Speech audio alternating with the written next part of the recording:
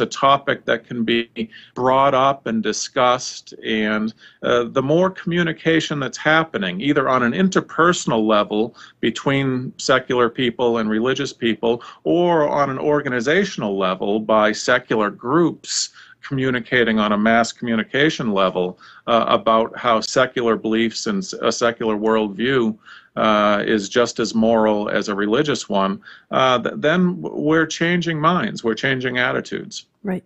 You had mentioned earlier that you trace the religious right movement back to primarily the founding of the moral majority in 1979.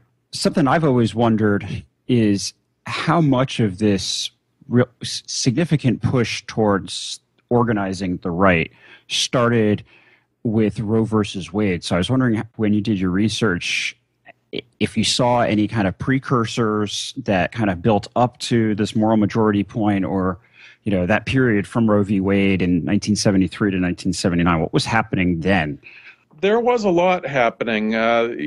Most people date the religious right, the modern religious right, to the moral majority, but there is an issue as to exactly, well, what caused the moral majority, and a lot of people will point to Roe versus Wade, and I do think the abortion issue helped mobilize religious fundamentalists. There are other things going on, though. Of course, Billy Graham was very popular even before the moral majority. He advised presidents, and he was a very high-profile preacher. He was on TV with his crusades and whatnot.